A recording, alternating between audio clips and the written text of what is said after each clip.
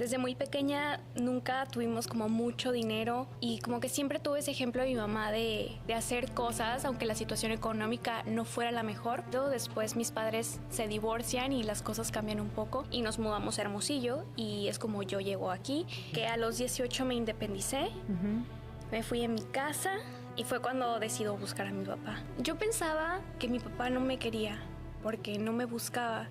Y después me entero que él intentaba buscarnos, pero no lograba tener acceso porque mi papá era autista. Entonces, como que se le dificultaba mucho y él también pensaba, a lo mejor mis hijas y mi hijo están bien con su mamá. Cuando lo volví a ver fue como si el tiempo no hubiera pasado. Teníamos tantas similitudes que era como, wow, no puedo creer que pasamos tanto tiempo sin vernos. Me reencuentro con mi papá y en 2022 él desaparece.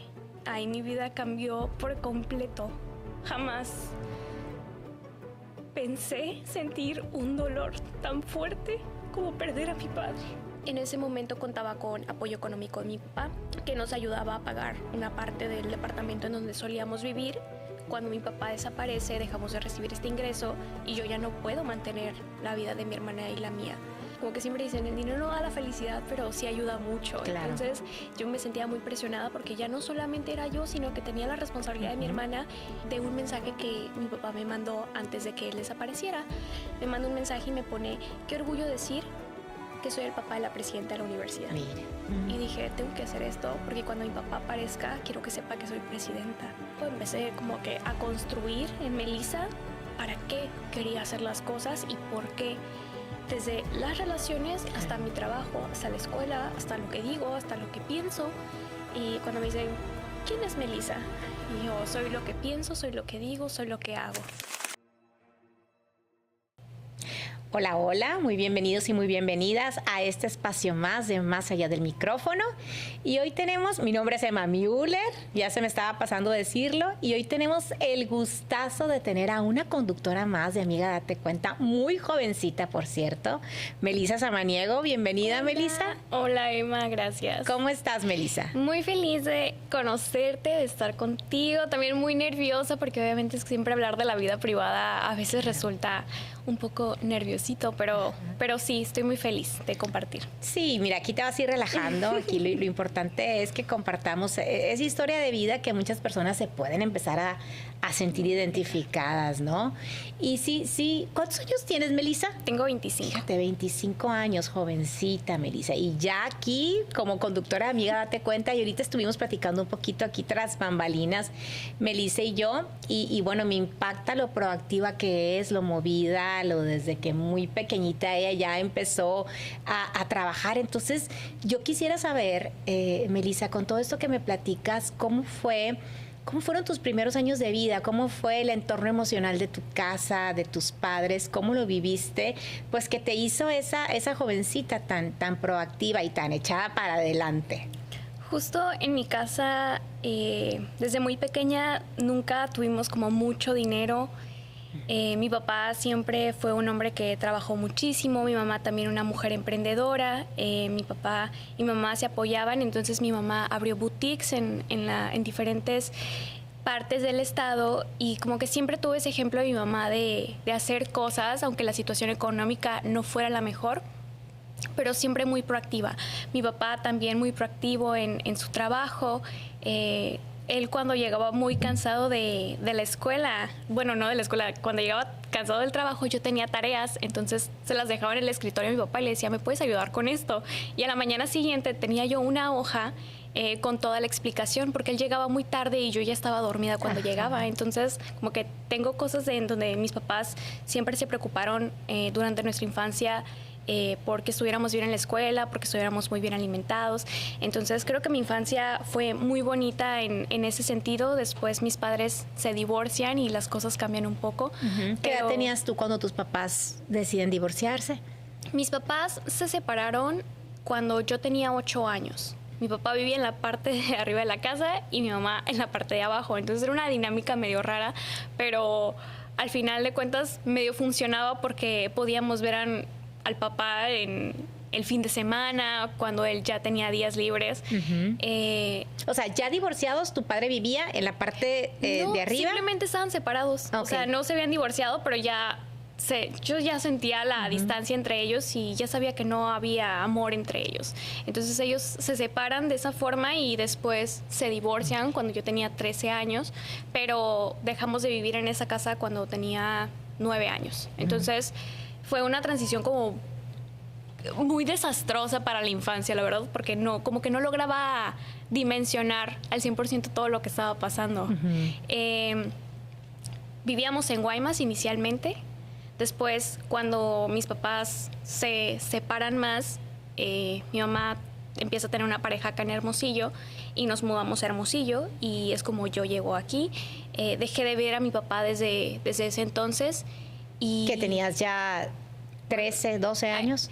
No, ahí tenía 9. Mis papás se divorcian cuando yo tenía 3, es cuando por fin concluye el divorcio, porque no existía la figura en donde te pudieras separar porque tú quisieras, sino que tenía que ser de común acuerdo. Así es. Entonces fue un divorcio forzoso o algo así, creo que se llama. Obligado. Obligado, ajá. Fue un divorcio obligado y fue así como, pues pasaron muchos años para que ellos se pudieran divorciar. Entonces, pero su separación fue desde que yo tenía 8 años. Entonces, digamos que tú dejaste de ver a tu papá desde los 8 años. ¿Y cómo fue para ti, Melissa, tal vez el vivir, el crecer en esa etapa tan de vida tan vulnerable sin la figura paterna? ¿Cómo fue? Ay, fue lo más difícil porque, o sea, mi papá siempre fue wow para mí. Yo siempre, la convivencia que tenía con él era muy, muy cercana. Recuerdo que él me traía libros constantemente y yo lo que hacía era transcribir todo lo que veía en los libros en la computadora porque yo sentía que sí aprendía todo lo que decía. Aunque fueran libros más avanzados, yo me sentía una erudita, ¿no? Entonces, como que teníamos muchas dinámicas con mi papá, mi hermano mayor, Irving, y yo. Con mi papá jugábamos con el tiempo de, a ver cuánto tarda la pizza en llegar. Salíamos a limpiar la playa cuando teníamos vacaciones, andábamos en bicicleta, teníamos actividades entretenidas, nuestras propias frases. Alejarme de todo eso por un conflicto de mi papá y de mi mamá para mí fue muy, muy doloroso, especialmente porque en la escuela veía cómo, por ejemplo, en la graduación de la primaria, cómo veía que las otras niñas bailaban el vals con su papá y yo no. Entonces fue muy doloroso para mí, pero después surge un hermoso reencuentro y retomamos la relación. La relación padre e hija. Sí. Ay, ¿a qué edad fue eso ya, Melissa? Cuando yo tenía 18. Porque a los 18 me independicé, me fui en mi casa y fue cuando decido buscar a mi papá. O sea, tú tomas la decisión de buscar a tu padre. Platícame, ¿cómo fue eso, Melissa? Sí, yo pensaba que mi papá no me quería porque no me buscaba. Pensaba que él no quería estar cerca de mí, que él ya había hecho su vida. Y después me entero que él intentaba buscarnos, pero no lograba tener acceso a mi hermano, a mí y a mi hermana menor Ixia. ¿Son 3 hermanos? Somos 3 hermanos de mi papá. Y él nos buscaba y cuando nos reencontramos, él me enseña todas las cartas que nos había escrito, que fueron muy hermosas. Pero él no hacía más como contacto social porque mi papá era autista, entonces como que se le dificultaba mucho y él también pensaba, a lo mejor mis hijas y mi hijo están bien con su mamá, que para esto mi hermano se había ido a vivir a Estados Unidos muy pequeño, a los 12 años, pero nos quedamos mi hermana Ixia y yo con mi mamá. Y él nos buscaba, pero no lograba tener este acceso. Muchos como malentendidos. Sí, claro. Y tal vez esa falta de habilidades sociales que él por su misma condición tenía, también no tuvo tal vez la forma o el modo propicio de acercarse a usted. Justo. Cuando yo lo busco, lo encuentro en Facebook. Y le mandé un mensaje, le conté de mi vida, le conté de la vida de mi hermana, cómo nos iba en la escuela y yo quería saber más de su vida, quería saber más de él. No quiero pintar a mi mamá como la mala de la historia, pero ciertamente creo que todas las personas involucradas, ya yo más grande, cometimos errores que llevó a hacer que la convivencia familiar fuera muy, muy difícil. Sí. Mi papá ya no podía tener un buen trabajo porque no tenía su cédula profesional, mi mamá la tenía, fue todo un show y mi papá comenzó a tener una crisis financiera muy fuerte porque aparte estaba pagando la casa en donde solíamos vivir y mi papá empezó a vivir en talleres mecánicos, me contaba que pues no comía en las mejores condiciones y cuando nos reencontramos él ya había manejado mejor esta situación financiera. Y fue ahí cuando nos reencontramos. Y cuando lo buscaste por vía Facebook, que se me hace interesantísimo, que ahora que, o sea, cómo nos ayudan las redes sociales también para ese tipo de situaciones tan profundas. ¿Cuánto tiempo había pasado que no lo veías, Melissa, cuando te reencuentras con él? 10 años. 10 años, ok. 10 años. Y cuando lo volví a ver fue como si el tiempo no hubiera pasado. Dormíamos los dos sin almohada, nos gustaban los números pares, caminábamos de la misma forma, nos expresábamos de la misma forma, teníamos tantas similitudes que era como, wow, no puedo creer que pasamos tanto tiempo sin vernos y terminamos haciendo muchas cosas de manera muy, muy similar. También la comida que nos gusta, todo era muy, muy, muy parecido. Entonces, para mí fue como, wow, encontré a mi soulmate. Claro, la sangre llama, ¿no? Sí. Y la genética al final de cuentas. Sí, entonces mi papá se convirtió en ese momento una persona muy importante y yo estaba, pues, pasando de vivir con mi mamá a vivir sola. Era también como algo nuevo para mí, pero algo que también deseaba mucho. Estaba trabajando, estudiando, pues pasando en esa etapa por una ruptura con un noviecillo. Entonces, cuando mi papá aparece en mi vida o cuando nos reencontramos, fue un apoyo emocional muy, muy importante. Ya lo creo que sí. Y desde ese momento, Melissa, ¿la relación con tu padre ha seguido fortaleciéndose? En realidad, aquí es donde llega la parte más triste de la historia, porque me reencuentro con mi papá y en 2022 él desaparece. Desaparece el 6 de febrero del 2022, a unos días de él cumplir 50 años, y ahí mi vida cambió por completo. Jamás pensé sentir un dolor tan fuerte como perder a mi padre. Es algo que al día de hoy me desgarra, porque pienso en cómo la pasó, qué daño le hicieron, por qué a él y por qué así. Claro. Lo encuentran un año después, muerto, y aún tengo sus cenizas en la casa porque no concibo la idea de que él no esté. Sentía que por fin todo eso que extrañé durante mi niñez y mi adolescencia lo había recuperado. Claro. Y que por fin sentías que lo tenías nuevamente. Sí. Y de pronto que alguien te arrebate eso es muy, muy doloroso. Una desaparición te llena de mucha incertidumbre, de dolor, de coraje, porque nadie, absolutamente nadie, me ayudó a buscar a mi papá, ni las autoridades. Creo que la sociedad hace un trabajo muy importante de búsqueda y son las únicas personas que te brindan realmente un apoyo. Entonces fue muy caótico en mi vida perder a mi papá. Claro, Melissa, híjola, siento mucho esta vivencia, esto, lo sucedido con tu papá. Te abrazo desde aquí. Sí. Y qué difícil ha de haber sido también para ti, Melissa, ese año de incertidumbre, o sea, ese año de no saber absolutamente nada, ¿no? O sea, cómo se vive y cómo se pasa todo ese tiempo sin saber de ese ser amado. Sí, fue muy complicado. Especialmente porque me había llevado a vivir a mi hermana conmigo, mi hermana Ixia, y ella también, aunque no convivió tanto tiempo con mi papá, porque cuando mis padres se separaron ella estaba muy pequeña, pero ella también sintió esa conexión, ese lazo, y a veces tratamos de rescatar lo bonito. Y es todo lo que nos dejó mi papá en este corto plazo que pudimos convivir con él. Creo que es muy importante que lo haya buscado porque de alguna forma me quedo con algo, claro, y no solamente con algo tan lejano como la niñez, ¿no? Que a lo mejor lo tenía un poco distorsionado. Pero ya en más grande pude confirmar que mi papá era una buena persona.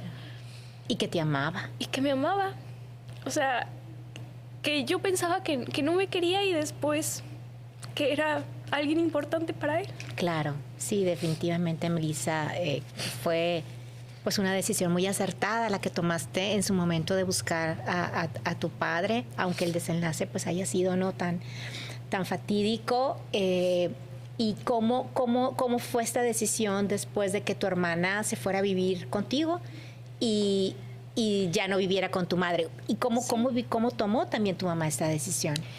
Bueno, mi mamá creo que también ha tenido una vida muy difícil y ha sufrido bastante. Que esa parte no la ayudaba a lo mejor comprendernos, a lo mejor a ser más paciente. Después tuvo 2 hijos más con su nueva pareja, que le dificultó mucho también la maternidad.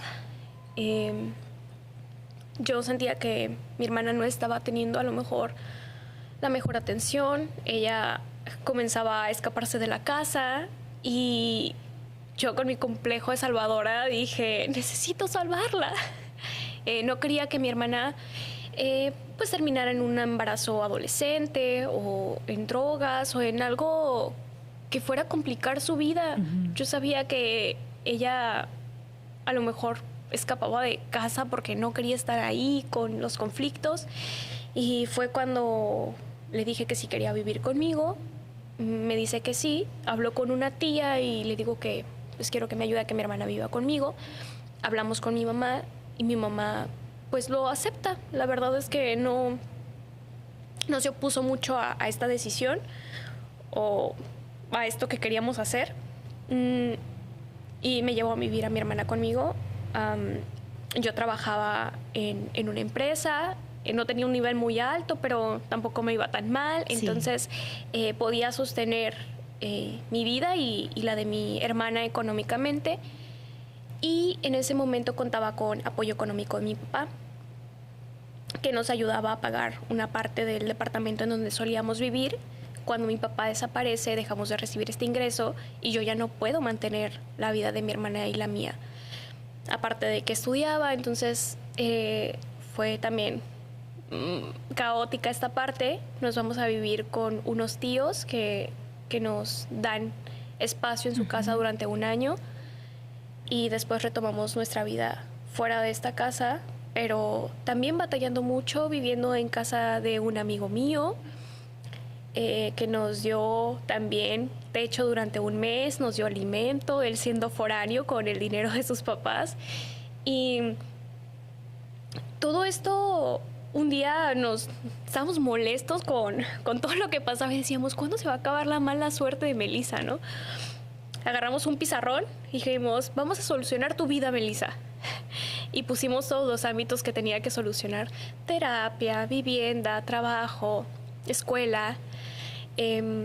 Comenzamos a hacer un calendario y pusimos que el 18 de mayo yo tenía que tener una casa, ¿no? Esto era en más o menos marzo, y en mayo yo tenía que tener mi propio espacio. Pues me consiguieron un trabajo, trabajé en una taquería como mesera, porque cuando me voy a vivir con mis tíos, ellos me dicen, no tienes que trabajar, tu única obligación es ir a la escuela. Y yo, está bien, dejé de trabajar y solamente enfocarme en temas de la escuela y en temas de ser líder estudiantil, que es una historia ahí también muy interesante. Pues consigo este trabajo como mesera en una taquería, y ahí comienzo a ganar dinero. Después recibo apoyo económico de mi mamá, puedo mudarme, y mi hermana y yo empezamos a vivir en este departamento. Luego consigo otro trabajo que me daba mayor facilidad económica y comencé a sostenernos a mi hermana y a mí. Para esta fecha ya habían encontrado a mi papá y comenzamos a recibir pues la pensión de mi papá, ¿no?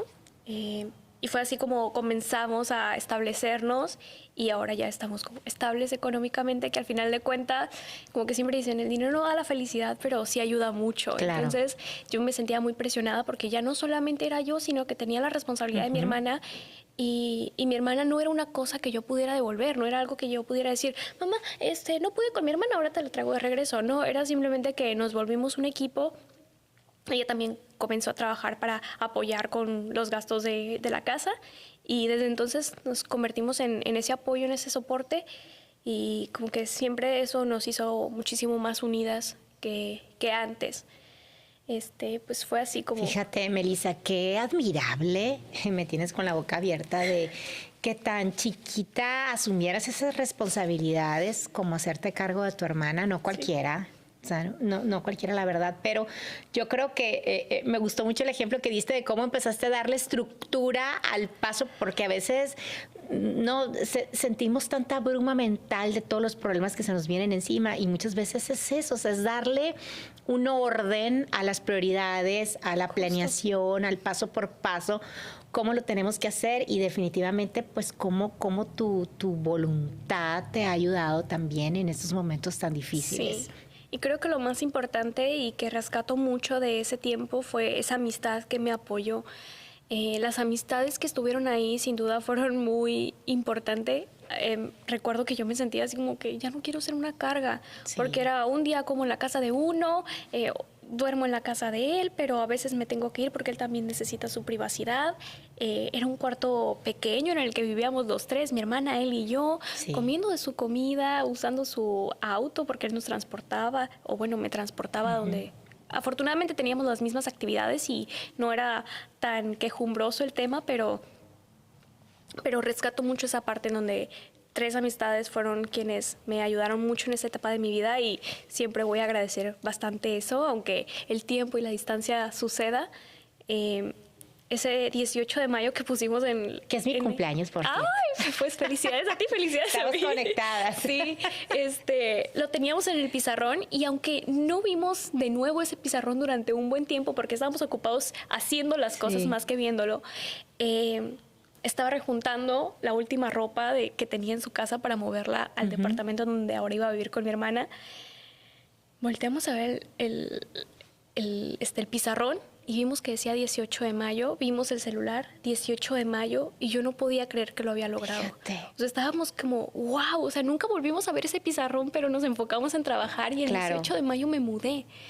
Fue como, wow, no puedo creerlo, cosas de la vida y también del esfuerzo que pusimos todos en que eso sucediera. Estaba tan agradecida, recuerdo que les dije, los invito a cenar, los invité a cenar una pasta seca con unos camarones secos, o sea, cocinar no era mi fuerte en ese entonces mi agradecimiento fue esa cena, no tenía mucho para dar, pero era lo que podía amenazar. A esa red de apoyo tan importante. Sí, y hoy todavía como que recuerdo esa etapa con mucho cariño, me dolió mucho, crecí mucho, pero creo que al final de cuentas eso hace lo que soy ahorita, eso es Melissa y bueno, creo que eso es lo que rescato mucho de esa parte. Fíjate, Melissa, y luego tomas la decisión de estudiar psicología ambientalista, ¿estoy en lo correcto? Ambiental, ajá. Psicología ambiental. ¿Por qué tomo la decisión de esa carrera? Y sé, para que me platiques un poquito más, que también empezaste a sobresalir mucho en el ámbito estudiantil, ¿no? Platícame un poco de esa faceta de Melissa. Bueno, en la prepa, la verdad es que a mí me encantaba cálculo, me gustaba mucho física. Al principio no era tan buena, pero después hasta di asesorías, entonces me convertí buena en cálculo y en física. Después, siempre me ha interesado mucho el arte, me gusta mucho expresarme a través del arte. Y yo pensaba, wow, pues debería ser arquitecta. Me gustó mucho arquitectura, empecé a investigar. Y al final de la preparatoria, en el último semestre, me dieron filosofía. Y me encantaban mis clases de filosofía. Yo decía, pero no puedo estudiar filosofía porque no hay filosofía en la Universidad de Sonora. Pues estudiaré probablemente psicología. Y estaba entre arquitectura o psicología. Yo trabajaba en ese entonces y me quedé dormida, porque salí tarde del trabajo, me quedé dormida para el examen de arquitectura. No lo hice, no hice mi examen de arquitectura hice el examen de psicología al día siguiente. Ya estabas destinada entonces. Y quedé en el lugar número 13. Y dije, wow, seguro soy súper brillante para psicología. Entonces entro a psicología y conozco un profesor que me empieza como a alentar. Yo la verdad me quería dar de baja en el primer semestre porque sentía que psicología y yo no éramos las mejores amigas. Y me pregunta por qué. Le digo, es que yo quiero estudiar arquitectura. Siempre me ha gustado el arte, quiero transmitir a través de los espacios.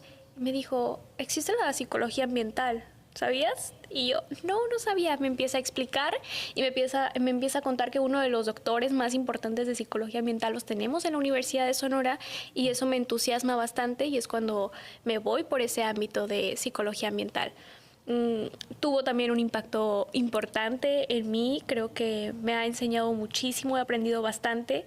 Y a veces la gente me pregunta, ¿cuándo vas a terminar? ¿Cuándo vas a terminar? ¿Cuánto te falta? Y eso se volvió sensible para mí por toda esta parte personal que yo tenía que priorizar el trabajo antes que la escuela. Claro.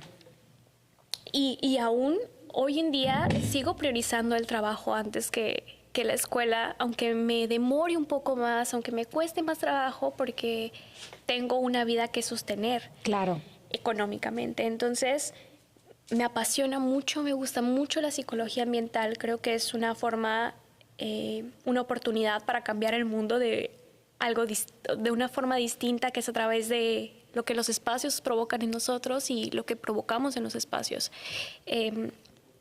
Creo que eso también me ha ayudado como que a darle una perspectiva diferente a mi vida, y fue así como entro a psicología ambiental. Estando en psicología, comienzo a participar en un club de cine, ahí en la universidad, y junto con una amiga, Belém, comenzamos a ver si era posible hacer más cosas. Para esto yo ya era presidenta de la Sociedad de Alumnos de Psicología. En primer semestre fui presidenta de la Sociedad de Alumnos de Psicología y fui creciendo, avanzando. Al ser presidenta de Psicología formaba parte de la Asamblea General del Consejo Estudiantil de Sociedades de Alumnos de la Universidad de Sonora. Este consejo había nacido en 2011 como una forma de protesta ante injusticias pues destinadas a estudiantes. Se forma este consejo conformado por sociedades de alumnos, entre ellas psicología, y en estos años, cuando yo me convierto, pues automáticamente formaba parte de esta asamblea. Y recuerdo la primera asamblea que tuvimos y estaban explicando los programas, los proyectos que iban a tener ese año. Y yo, wow, me encanta todo. O sea, me estaba como anonadada. Era un mundo diferente porque en la prepa yo me enfocaba más en... Sí apoyaba a mis compañeros, pero no desde luchar por sus derechos o por mejoras en las instalaciones de ese tipo, sino que los apoyaba de manera académica. Y también hubo algo que cambió mucho mi forma de pensar, y es que el mayor orgullo que podemos tener es que los hijos y las hijas de las y los obreros del país se gradúen de la universidad. Y muchos se quedan en el camino por la falta de oportunidades y la falta de condiciones, y que hay que ser muy terco o muy terca para quedarse en la universidad. Y a veces no es sostenible. Eso me impactó porque yo estaba pasando por eso. Quería quedarme en la universidad,